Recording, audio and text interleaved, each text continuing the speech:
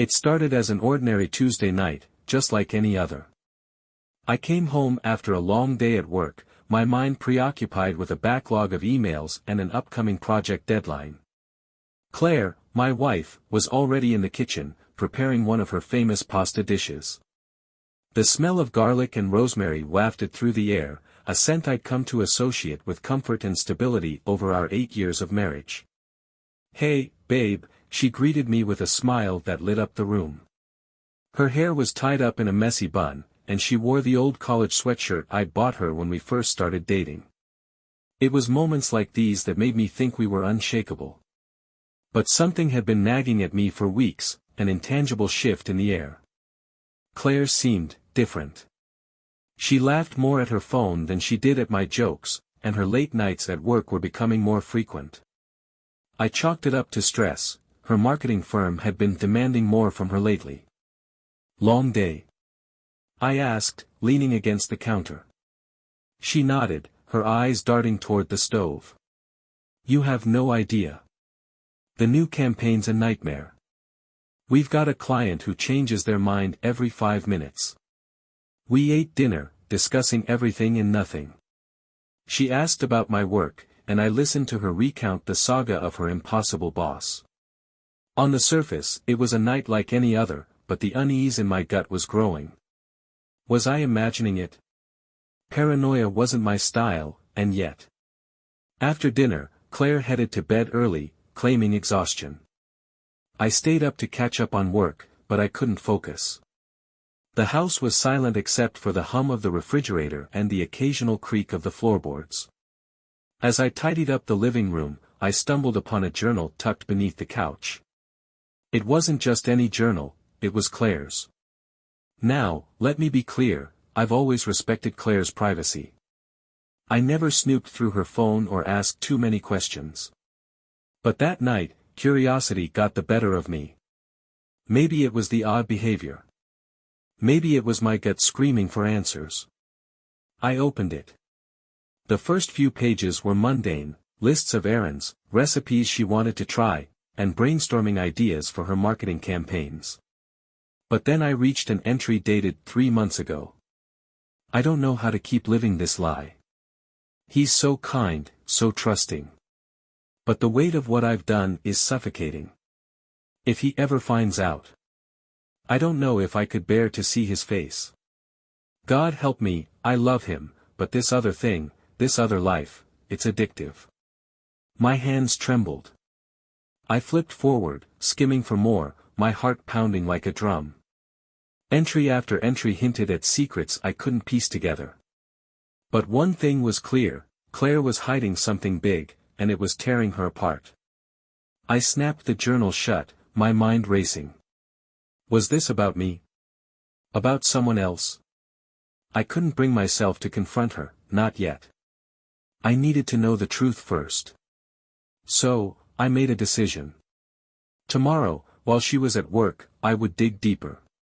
Whatever she was hiding, I was going to find it. And that's how the first crack appeared in the foundation of the life I thought I knew. The next morning, Claire was her usual cheerful self, though now her smile seemed like a mask. I kissed her goodbye, just as I always did, and she left for work with the same coffee thermos in hand. The moment her car disappeared down the street, I sprang into action. I had the house to myself, and I intended to use every minute. I retrieved the journal from its hiding spot under the couch and started flipping through it again, this time more carefully. The entries about her work stress seemed real enough, lists of clients, reminders to email someone, even scribbles of ad slogans. But the personal entries painted a different picture. One dated back to late summer. I didn't mean for it to happen. It just did. He understands me in a way I didn't think anyone could. I love Jack, but this is something else entirely. Someone else. My heart sank. My wife wasn't just harboring secrets, she was in love with another man. But who? The journal didn't name him. I kept reading, scanning for any clue, until I stumbled upon an entry that made my stomach twist. The last time was too risky. I keep telling him we need to be more careful, but he's so reckless. He says it's part of the thrill, but I can't stop picturing Jack finding out. Sometimes I think he already knows. Reckless? What the hell had they been doing? I needed proof, something concrete. A name, a photo, a phone number, anything that could confirm what I now feared. I returned the journal to its place, careful not to leave any trace that I'd been through it. Then I went to her home office. The desk was tidy, her laptop closed. Her work files were stacked neatly on one side, and a small drawer held pens, sticky notes, and the usual clutter. But the drawer below it was locked. That was new. Claire never locked anything in the house. I rummaged through the kitchen drawers until I found a spare key ring. Claire wasn't the type to hide things in strange places, so it wasn't long before I found a key that fit. The drawer slid open with a soft creak, and there, inside, was her personal tablet. I powered it on, the screen glowing to life. It was password protected. I tried a few obvious options, her birthday, our anniversary, her mother's maiden name, but nothing worked. Frustration mounted as I stared at the locked screen, the answers so close yet so far. Then I remembered her journal. I retrieved it, flipping through until I found the date that lined up with one of her more emotional entries. It seemed significant enough to her that it might work as a password. I entered the date. Bingo. The tablet unlocked. Her email was the first thing I opened. At first, there was nothing out of the ordinary, work correspondences, updates from clients, the occasional promotional email. But then I noticed a folder tucked away in the sidebar, labeled simply A. Inside were dozens of messages between Claire and someone whose email address was cryptic, Raven Shadow 1991. The subject lines were vague, last night, thinking of you, next time. I opened one at random. You looked incredible last night. The way you laughed at the bar. I couldn't stop staring. Let me know when you're free again. Can't wait to see you. It wasn't signed, but the email was dated a week ago. A week ago. She was lying to my face even as we sat on the couch watching Netflix together. But it was the next email that froze me in place. Can you believe he didn't even notice the scratches on my back? I thought for sure he'd ask about them. I slammed the tablet shut, my chest heaving. This wasn't just a fling. This was a calculated betrayal. Whoever this man was, they'd been meeting regularly, and Claire wasn't even trying to hide it anymore. I wanted to confront her, to demand answers, but the rational part of me knew better. If I was going to do this, I needed more than emails. I needed undeniable proof. I took a deep breath and began copying the emails to my own phone. By the time Claire came home that evening, I had a plan. I would hire someone, a private investigator, maybe, and get to the bottom of this. She walked in, kissed me on the cheek, and asked about my day like nothing was wrong. I played my part, pretending everything was fine. But inside, a storm was brewing. The cracks in our marriage were no longer invisible. Now, I just had to wait for the entire structure to collapse. The next morning, I woke to the sound of Claire humming in the kitchen, the smell of freshly brewed coffee wafting through the house. My head throbbed from the lack of sleep, but I had to act normal. If she suspected anything, I'd lose the element of surprise, and I wasn't ready for that. Morning, I said, forcing a smile as I entered the kitchen. She turned and beamed at me, her hair still damp from the shower. Hey, you. Coffee's ready. I thought you'd sleep in, you looked so tired last night. I mumbled something about work stress and poured myself a cup. The image of her hand entwined with his flashed in my mind, but I shoved it down. Not yet. Today wasn't the day for confrontations. Instead, I waited until she left for work and grabbed the hotel receipt from the guest room box. The Belrose Inn. I recognized the name.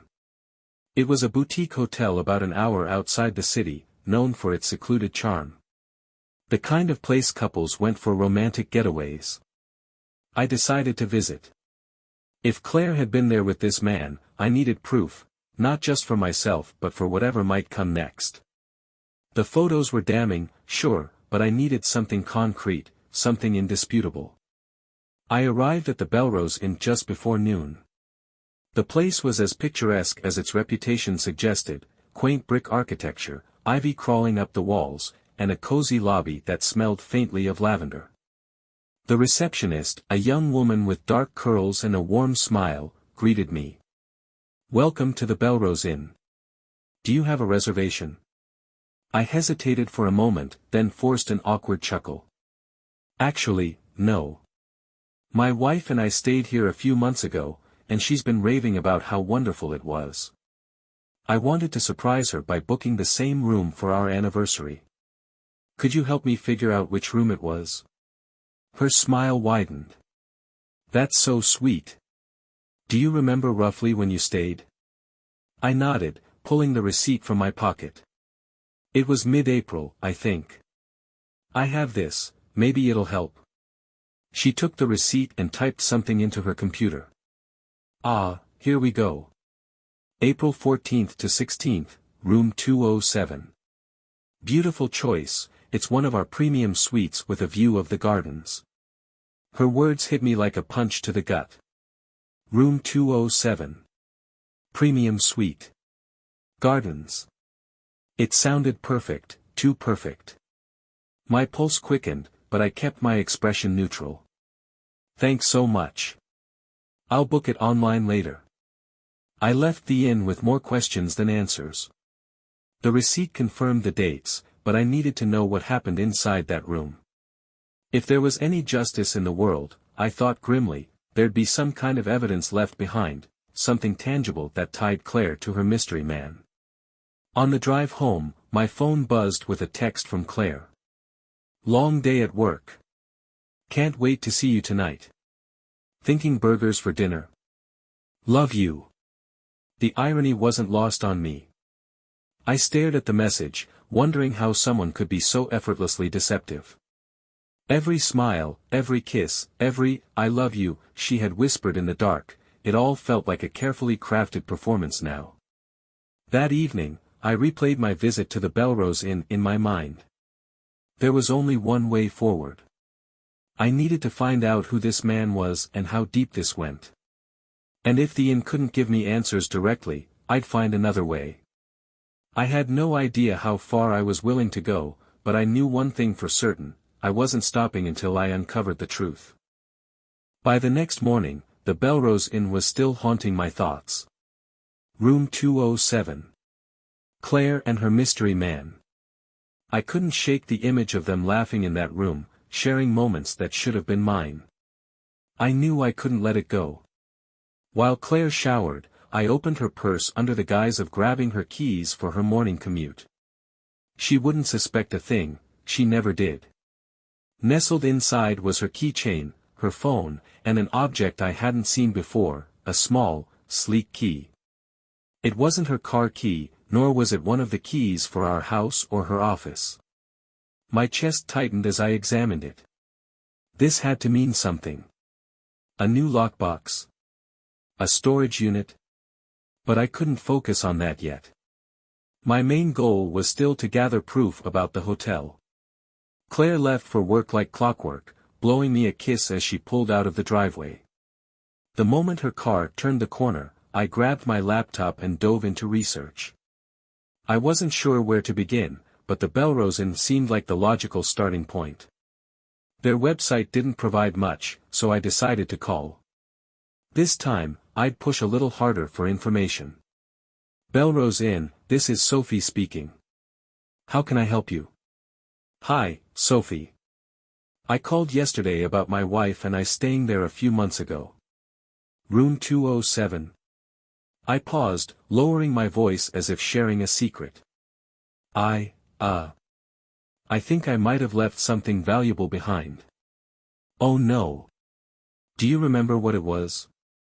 Sophie asked, concerned. "A ring," I lied smoothly. "An anniversary gift. I'd be forever grateful if someone could check the lost and found or, better yet, confirm whether the room's been cleaned since. Sophie hesitated. Let me check with housekeeping. Can you hold for just a moment? My heart raced as the hold music played. Minutes stretched into what felt like hours before she returned. Sir. I'm so sorry, but our records show room 207 hasn't been booked since April. It's currently under maintenance for renovations. I gripped the phone tighter. No one's used it since. That meant whatever Claire and her lover left behind might still be there. That's a relief. I said, feigning enthusiasm. Do you think I could stop by to check? Of course, Sophie replied. Just give us a call when you're on your way. I'll have housekeeping meet you there. Perfect. I had my in. That evening, Claire was unusually affectionate, curling up next to me on the couch while we watched TV. She even made popcorn, her guilty pleasure snack. The juxtaposition of her warmth and the mounting evidence of her betrayal made my stomach churn. When she eventually went to bed, I sat in the dimly lit living room, clutching the unfamiliar key from her purse. Its weight in my palm felt heavier than it should have. I couldn't resist. I went to my laptop and began searching for local storage facilities. It took time, but I eventually came across one that offered biometric locks along with physical keys. It was close to her office, and their website touted high-security storage units. The address was less than 20 minutes away. This was the next thread I'd pull, after I visited room 207. That night, I lay awake beside Claire, her soft breathing filling the silence of the room. She looked so peaceful, so innocent. But I knew better now. There was a whole side of her life that I didn't recognize. And tomorrow, I was going to step into the heart of it. The next morning, I called the Belrose Inn and confirmed my visit for that afternoon. My stomach was in knots the entire drive, my thoughts a chaotic jumble of dread and determination. Every mile I covered brought me closer to answers I wasn't sure I was ready for, but I had no choice. Sophie greeted me warmly at the front desk when I arrived, leading me up the wide, winding staircase to the second floor. The hallway was dimly lit and quiet, the plush carpet muffling our footsteps. Here we are, Sophie said, stopping in front of room 207. She unlocked the door with a swipe of her master keycard and stepped aside, letting me enter alone. The room was everything I imagined, elegant, romantic, and painfully private. A four-poster bed dominated the space, its crisp white linens immaculate. Floor-to-ceiling windows overlooked the garden, framed by heavy velvet drapes. The faint scent of lavender lingered in the air. I scanned the room, searching for anything, that could confirm what I already knew in my gut. At first, it seemed like a dead end. The housekeeping staff had done an excellent job, there were no stray items or clues in plain sight. But then I noticed the bedside drawer was slightly ajar. Inside, I found a folded piece of hotel stationery. My breath hitched as I unfolded it, the words scrawled across the page cutting through me like a knife. R. I can't stop thinking about last night.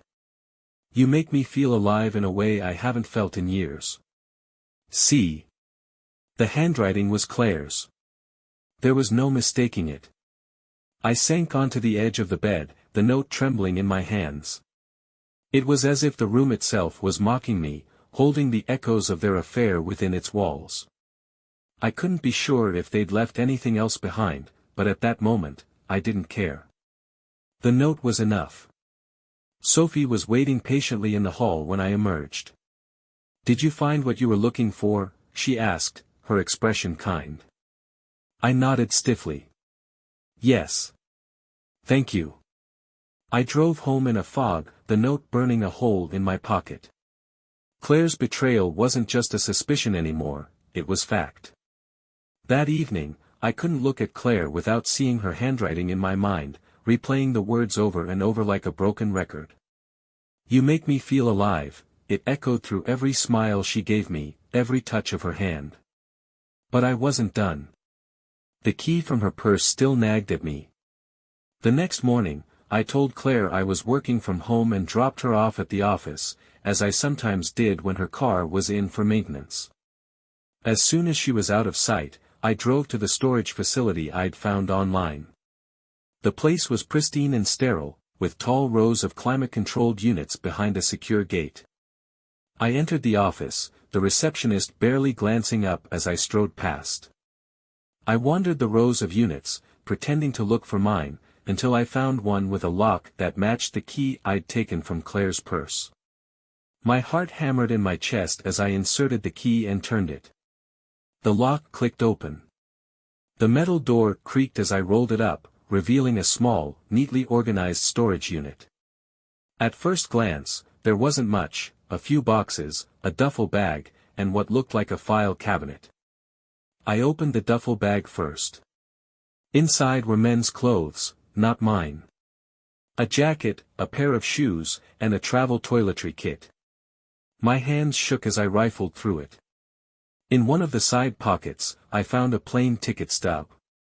The destination? Cancun. The name? Robert. R. I felt sick. There he was, her mystery man. But it wasn't until I opened the file cabinet that I found something that made my blood run cold. Inside was a stack of photos, each one more damning than the last. Claire and Robert at the beach. Claire and Robert at dinner. Claire and Robert in what was unmistakably our own home. They'd been here. Together.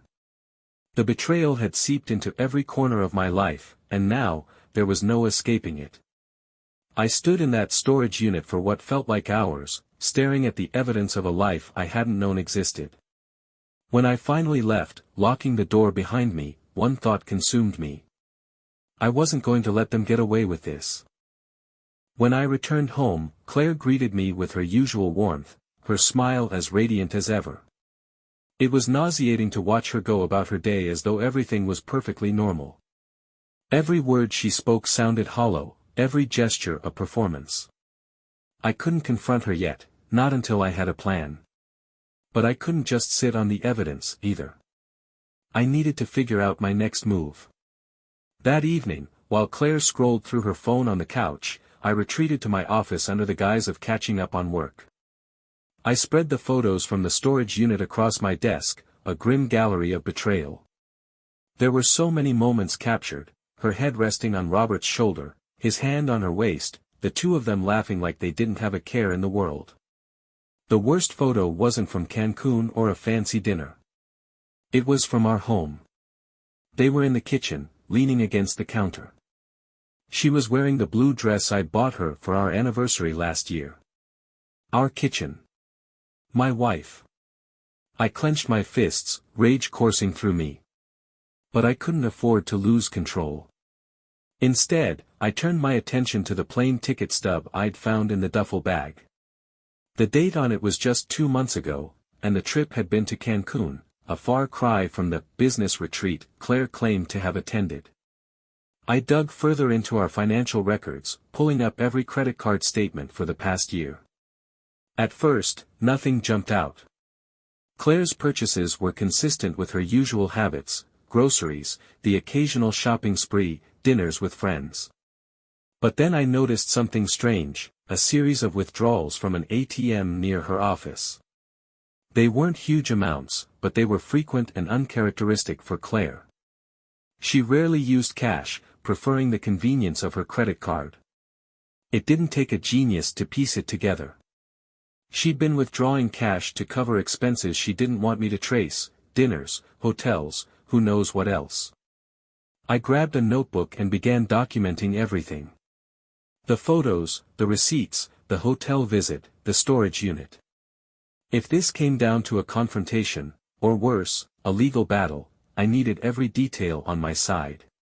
The next day, I made a decision: I needed help. Someone who could give me a fresh perspective and help me navigate the mess I'd stumbled into. I called my best friend, Mike. He'd been my sounding board since college, and while I wasn't ready to share everything, I knew I couldn't handle this alone. Mike answered on the second ring.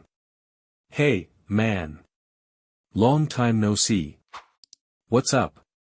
I hesitated, the words catching in my throat. I need to talk to you. In person. Sounds serious, he said, his tone shifting. You okay? Not really. Can you meet me at the bar tonight? Say 7. I'll be there. That evening, as I sat across from Mike in the dimly lit corner of our favorite pub, the weight of the past few days threatened to crush me. You look like hell, Mike said, sliding a beer toward me. What's going on?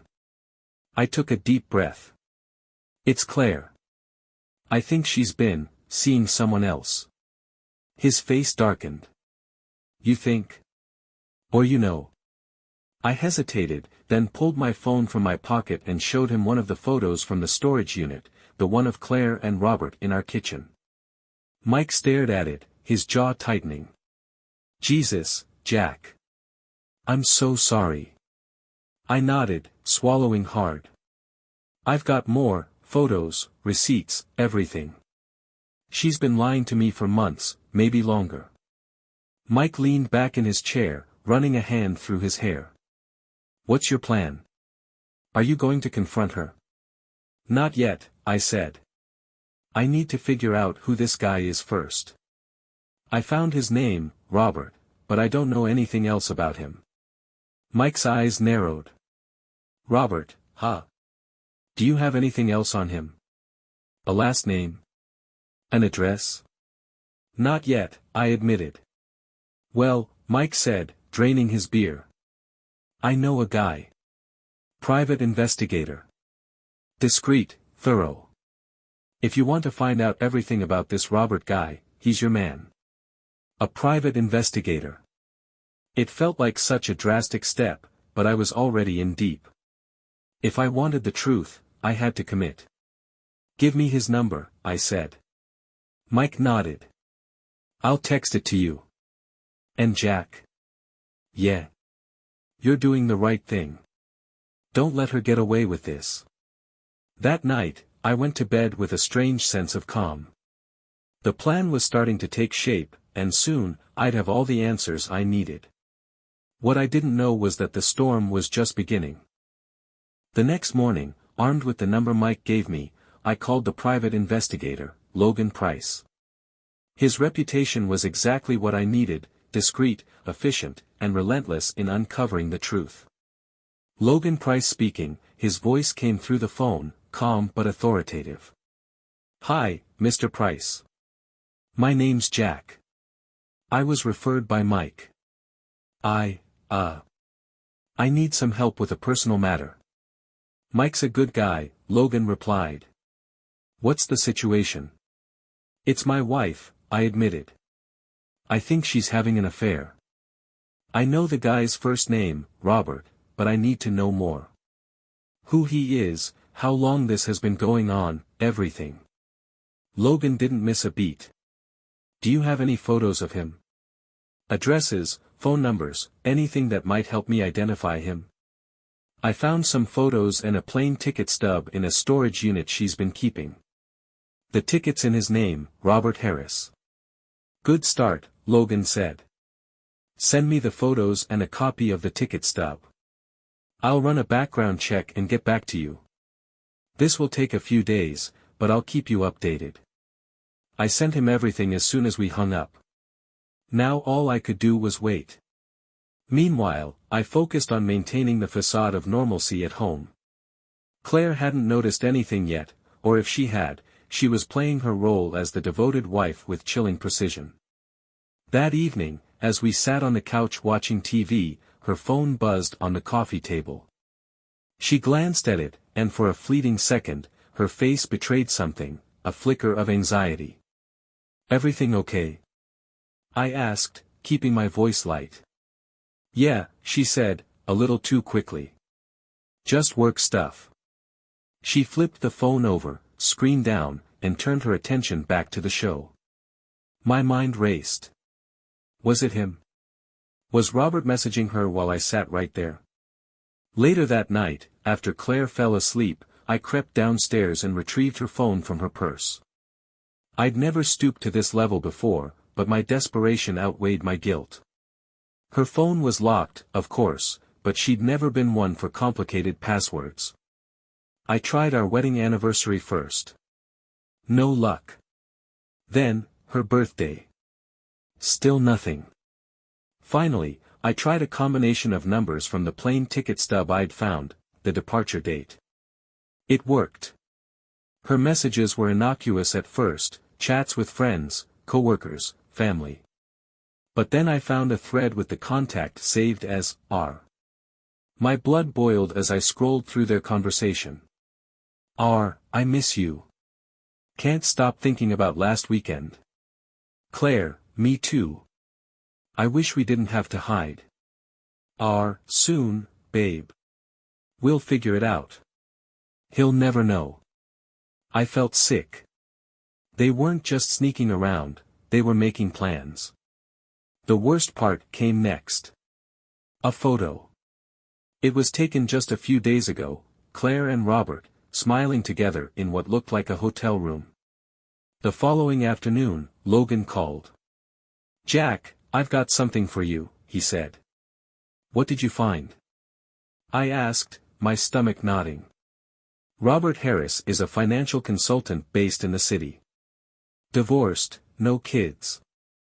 He has a history of dating married women, your wife isn't the first. I clenched the phone tighter. You're sure it's him?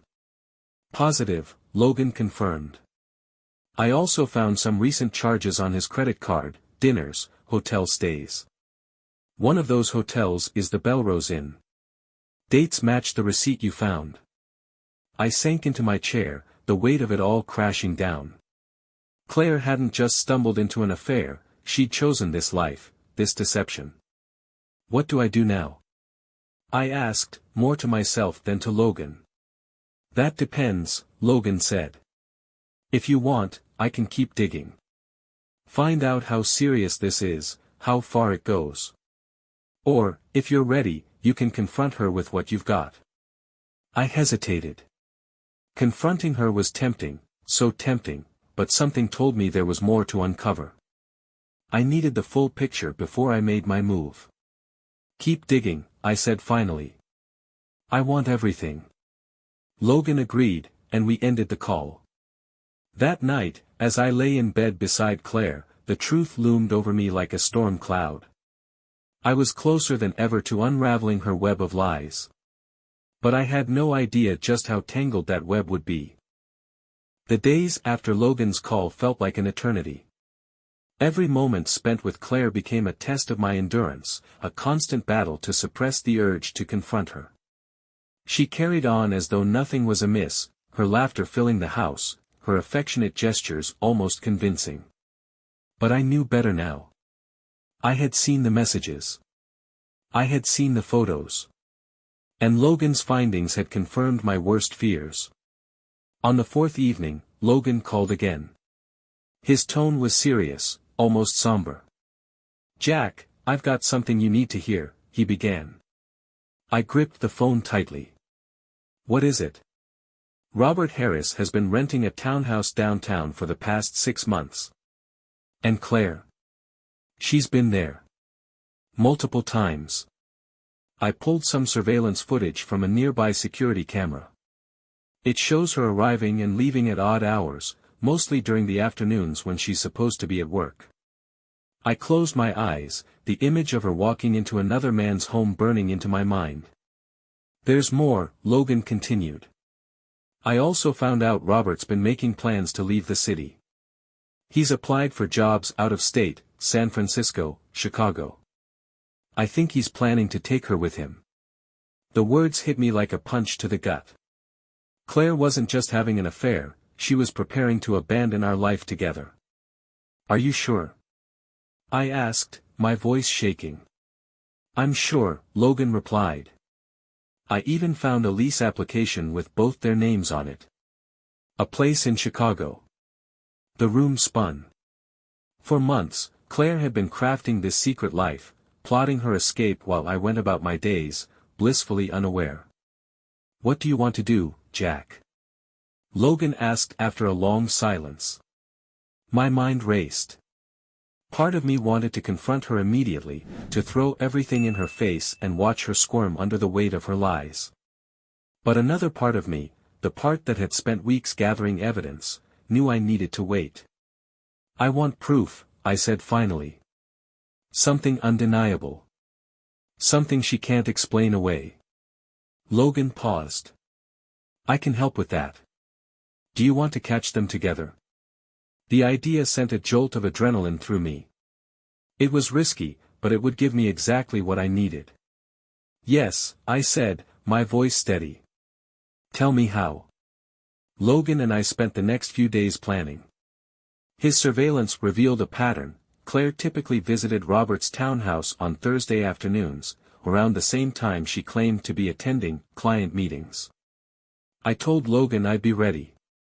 That Thursday, Claire left the house in her usual rush, kissing me on the cheek and promising to call later.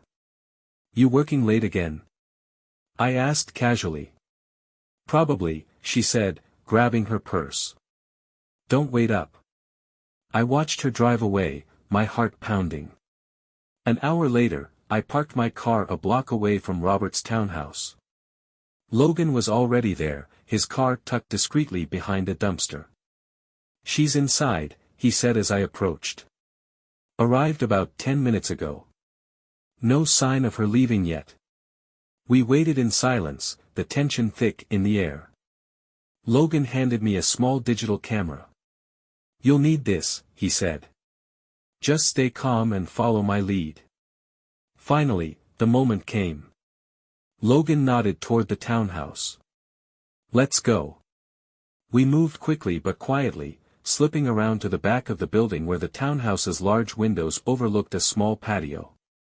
And there they were. Claire and Robert sat on the couch, her legs draped over his lap as they sipped wine and laughed. She looked relaxed, carefree, nothing like the woman I thought I knew.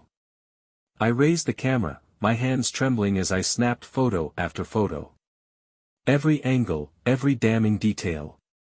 But I wasn't satisfied with just pictures. I needed more. Logan gestured toward the sliding glass door. It was slightly ajar, allowing the muffled sound of their voices to reach us. Your move, Jack, he whispered. Adrenaline surged through me as I pushed the door open. The sound made both of them freeze. Claire turned, her face going pale as she saw me standing there. Jack, she stammered, scrambling to her feet. Robert stood too, his expression shifting from shock to anger. Who the hell are you? I ignored him, my eyes locked on Claire. Go ahead, I said, my voice cold. Explain this. Explain him.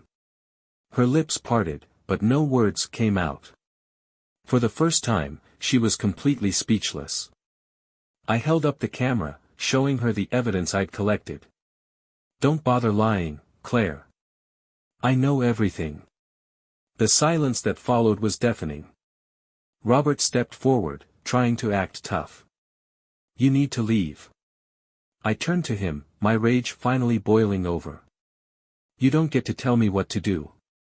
You've been screwing my wife in my house while I've been working to keep us afloat. Jack, please, Claire began, her voice trembling. But I was done listening. This is over, I said, my voice firm.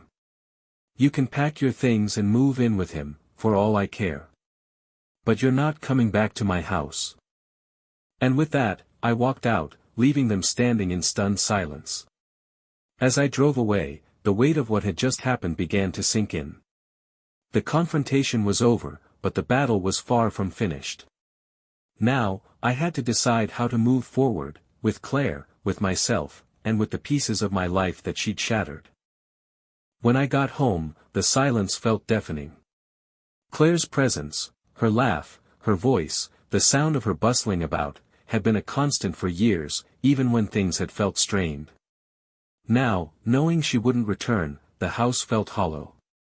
I sat at the dining table, staring at the camera in my hand. The images were there, damning proof of her betrayal. But they didn't bring me the closure I thought they would. Instead, they left an ache, a dull void where my trust and love for her had once been. I picked up my phone and dialed Logan. "Jack," he answered quickly, his voice steady. "How are you holding up?" "Not great," I admitted. "But I want to make sure this is airtight. Can you put everything together for me? The photos, the evidence, her visits to Robert's place, all of it. You're thinking about legal action?" "Yeah," I said, though the word felt foreign in my mouth. "If she thinks she can walk away from this with no consequences, she's dead wrong." "I'll get it all ready," Logan assured me. "You'll have everything you need." The next morning, I woke to the sound of my phone vibrating on the nightstand. It was Claire. For a moment, I debated letting it ring.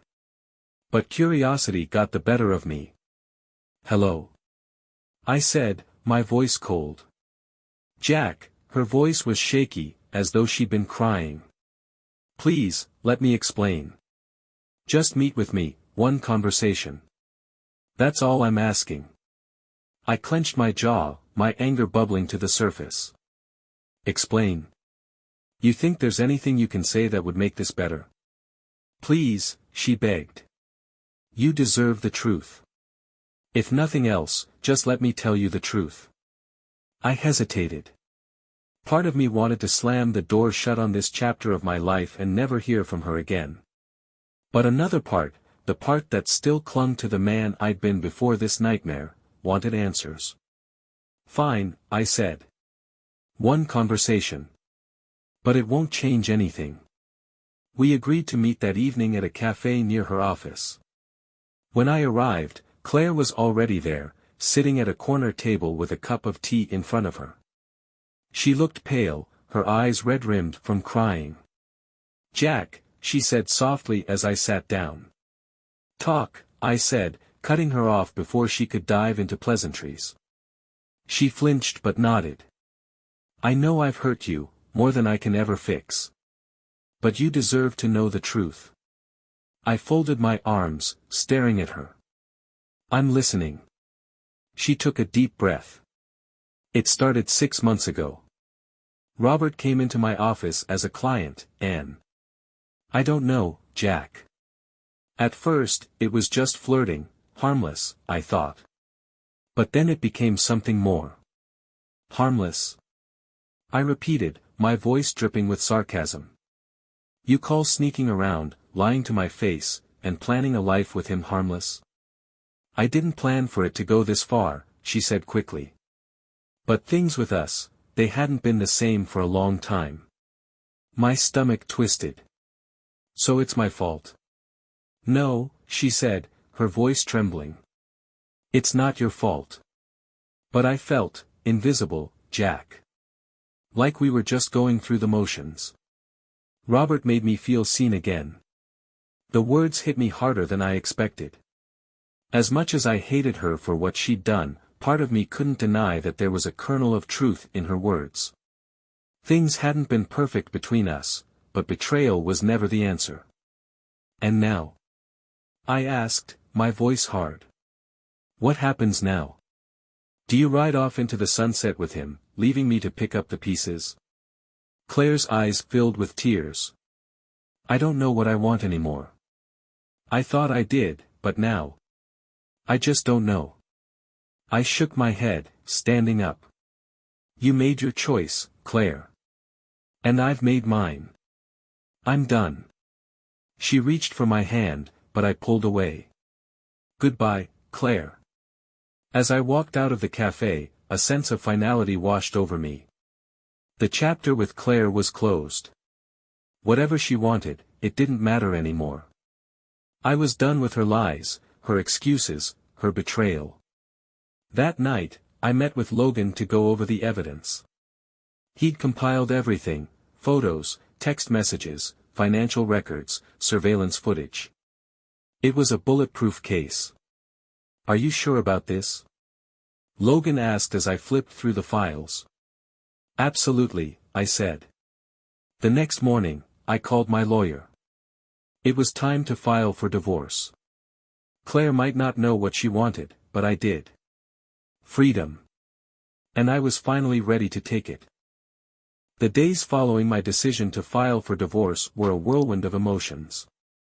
Relief, anger, sadness, they all swirled inside me as I took the necessary steps to end the life Claire and I had built together. My lawyer assured me that with the evidence Logan had gathered, the proceedings would be swift and firmly in my favor. Claire had no room to contest anything, not after the sheer weight of her betrayal had been documented. But as much as I wanted to focus on the legal battle, there was still a part of me that needed closure, a final moment to let go of the past and take my first steps into a new life. A week after I filed, Claire showed up at the house unannounced. She looked worn, her usual polished appearance replaced by a disheveled version of the woman I'd once loved.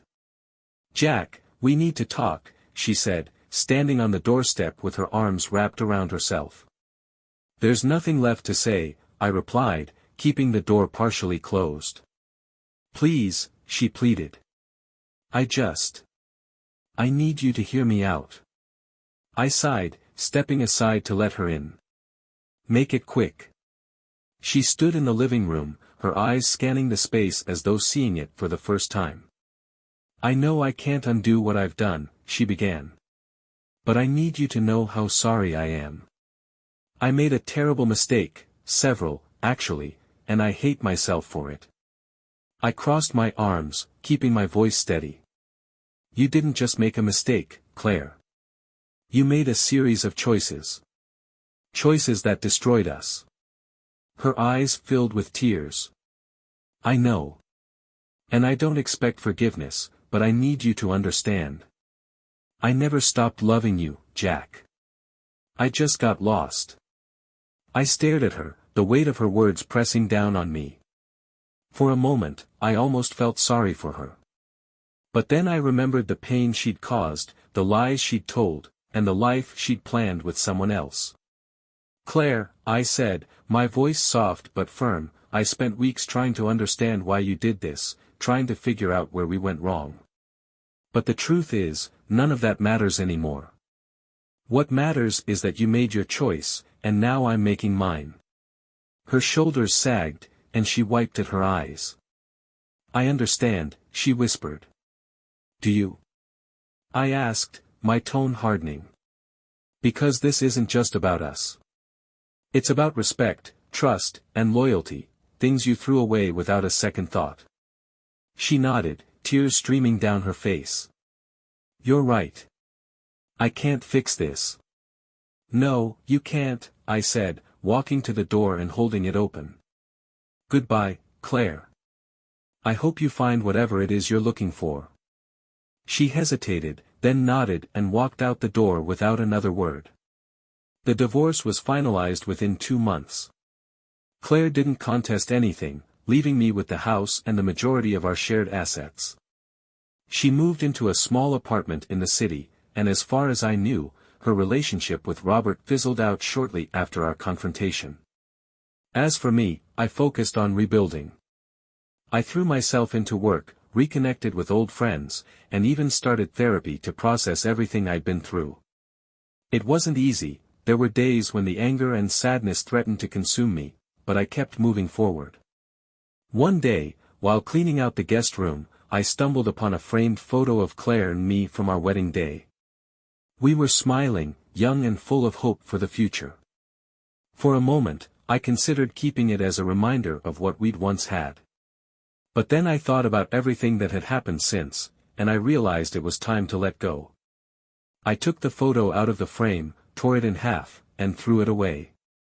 A year later, I found myself sitting in a cozy cafe downtown, sipping coffee and chatting with someone new.